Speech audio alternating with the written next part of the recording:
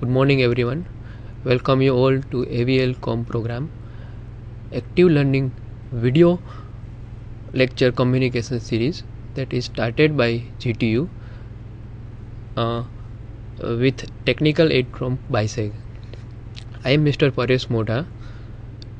I have completed my BE Electrical Engineering from Sardar Patel University in 2009. Then after I have completed my Masters in Electrical Power System from BVM Engineering College, Vallabh Vidyanagar, that was affiliated to GTU. Today I will talk on the first chapter of Elements of Electrical Engineering, that is DC circuits. Okay.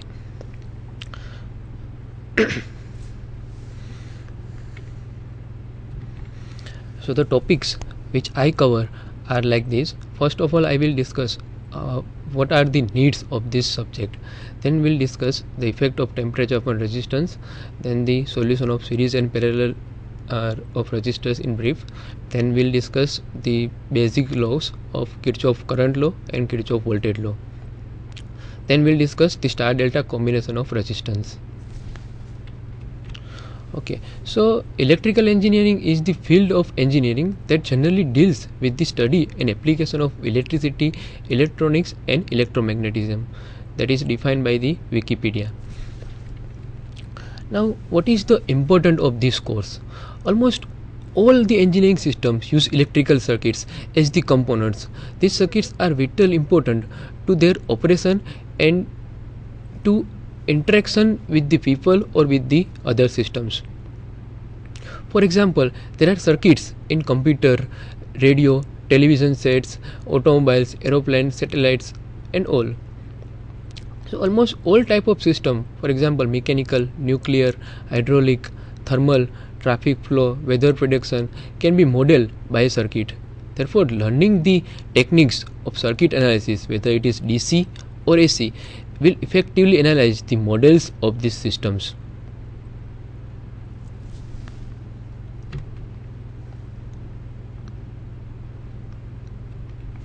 Okay, before starting to the DC circuit analysis, first of all we will see the basic physical concept of the electrical engineering. These are like what is conductor, what is insulator, what is resistance, what do you mean by current, what is mean by voltage, power, and the basic laws regarding the electrical engineering. So basically the materials are classified in three ways: conductor, insulator and semiconductor. So what do you mean by conductor? Conductor is the in conductor the electrons move easily from one atom to the another atom, like iron, copper, aluminum, silver are the some of the examples of conductor. That means here the electron will easily pass from one atom to other atom. Okay, what do you mean by insulator? Insulator are the material which will prevent the flow of electric current. There are no free flow of electrons, like rubber, metal, oxide, gases are the some of the examples of insulator. So basically the insulator are the material which is having no free flow of electrons, like electrical energy can be passed from the insulator, like it cannot pass from the insulators. Okay, now what do you mean by the resistance? See, resistance is a property of material which will oppose the flow of current. Resistance is a measure of opposition that a circuit offers to the flow of electric current. The degree to which a material opposes the flow of electric current, that is also defined by the resistance. The standard unit of the resistance is ohm, that is represented by uppercase or the Greek letter omega. So the conductors have the low resistance value and the insulator material are having the high resistance value. Okay, these are some of the examples or some of the resistors, like this resistor is a 200 ohm, this one is a 10 kilo ohm, another one is 150 kilo ohm, next one is 1.5 ohm. So basically the resistor are also defined by the property of the power rating also. Okay, now we will see what do you mean by current. Current is the movement of charge of carrier electrons in a substance, or you can say simply that current is the flow of electron. So current is measured in terms of number of electrons passing a single point in 1 second. It is the transfer of 1 coulomb of the charge in per second. That is, you can say that I is equal to dq divided by dt, and the unit of current is ampere. Now we will see what is now we will see the demonstration of electric current. This one is a closed circuit in which you can see that when it is connected to the battery, the flow of electron will be there, and due to that the lamp will glow. Now what do you mean by voltage? See, voltage is a one kind of pressure or one kind of force that will impulse the charge carriers to move. For a given number of charge carriers, higher voltage will produce a faster flow, and therefore a voltage will produce a faster flow, and therefore a large current will be there. So the unit of the voltage, that is the electrical potential, is volt itself. Okay, now we'll see what is voltage and current with some mechanical analogy. That means voltage, we can say that it is a potential or the energy. Current is a flow of electrons, and resistance is a restricting path. So now you just assume one thing in your mind, that this one is the bucket in which the water is filled up.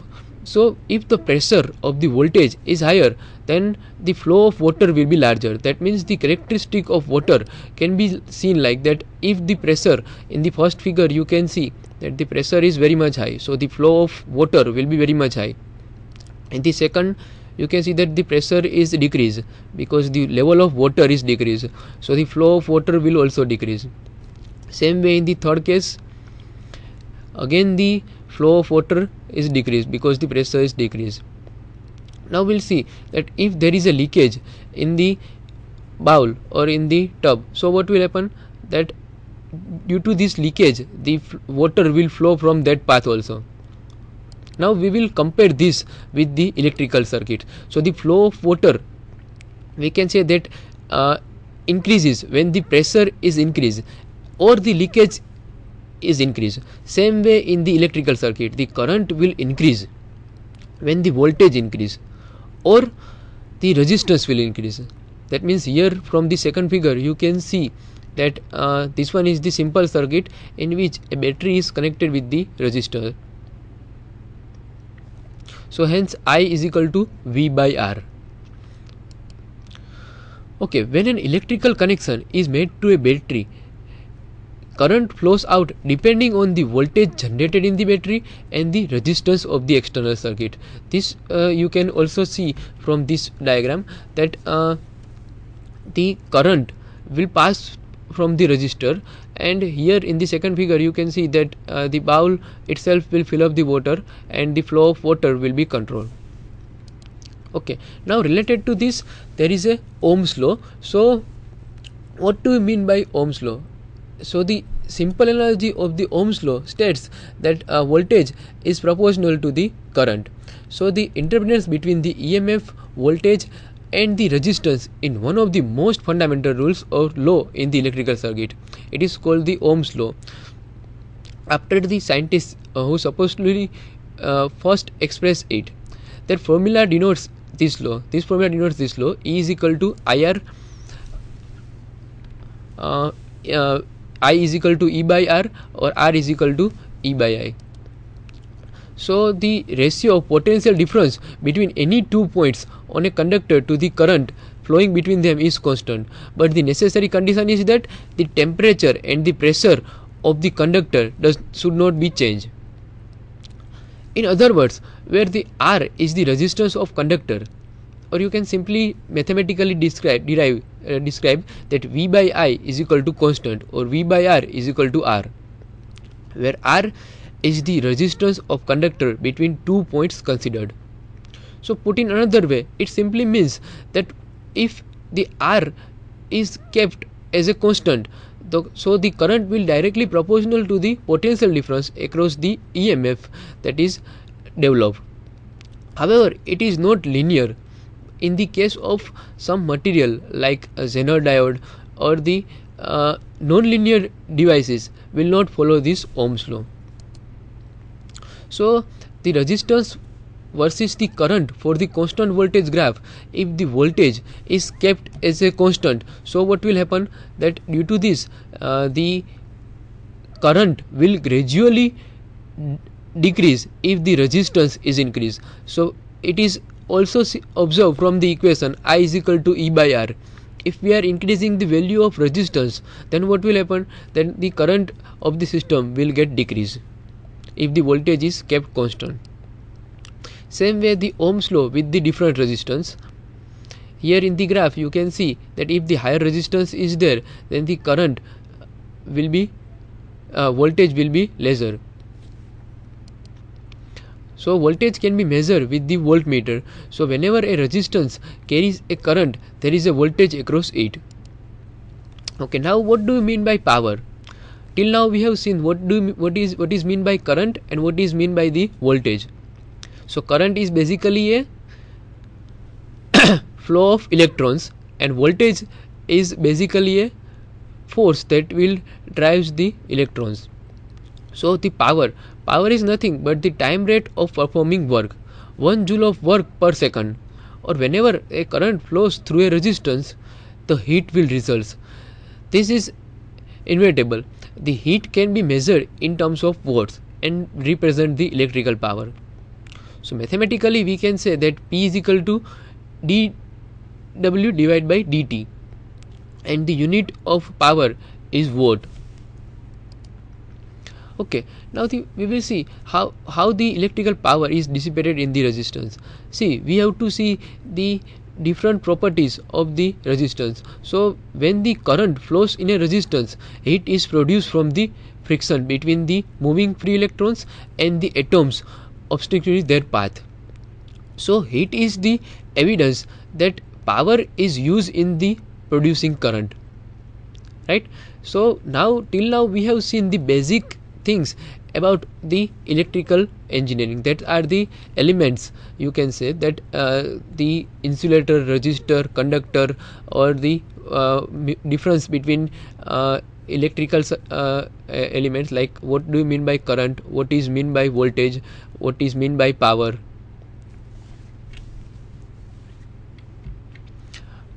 So the amount of power dissipated in a resistance may be calculated using one of the formula depending on which factors are known. That means P is equal to I square R, P is equal to V square divided by R, or P is equal to simply V into I. So these are the three formulas that you should keep in mind, and based on that we will solve some examples.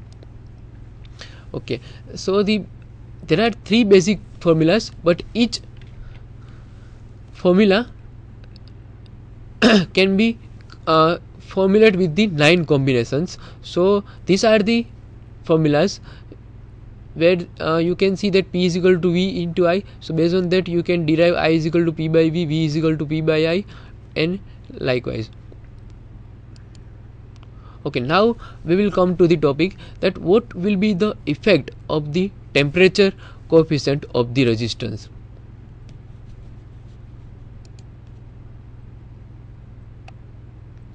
So temperature coefficient of a resistance indicates that how much the resistance changes for a change in the temperature. It is indicated by the symbol alpha. A positive alpha value means R, that is resistance, is increased with the temperature. A negative value of alpha means that R is decreased with the temperature, and a value of 0 means R stays as a constant. That means when we are changing the temperature of the resistance, then what will happen? Of a material, the resistance of that material will get changed. The resistance of all material changes with the change in temperature. Suppose we are assuming that a material is having the resistance R0. So the resistance of material at 0 degree is equal 0 degree centigrade is equal to Celsius is equal to R0, and RT is the resistance of material at T degree centigrade.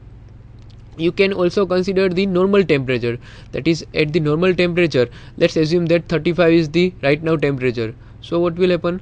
That if I am changing the temperature from 0 degree to 35 degree centigrade, the resistance of that material will get changed. So whether it is a positive or negative or it is 0, that we can define from the temperature coefficient. So delta R is the difference, that is RT minus R0. So it is found that delta R is directly proportional to R0 into T. R0 means the base resistance and T is the temperature. So you can say that the change in the resistance is directly proportional to the base resistance and the temperature. That means the effect of temperature on the resistance we can find out by putting the value of delta R. Delta R is equal to RT minus R0, that is proportional to R0 into T. Now RT minus R0 is equal to alpha R0T, where alpha is the temperature coefficient. So mathematically, if one want to find out the value of temperature coefficient, then he or she can put the values, different values, that is RT, R0 and the temperature in this equation, that is alpha is equal to RT minus R0 divided by R0 into T. So alpha is generally positive for the pure metal, alpha is generally negative for the semiconductors, silicons like silicon, germanium and electrolyte solution like sulfuric acid, water. In this case the alpha is generally negative. So the increase in the resistance may be calculated using this formula, RT is equal to R0 in bracket 1 plus alpha delta T. Okay, now we will take one numerical, that is the positive temperature coefficient. Some device shows a large increase in the resistance when they are energized. For example,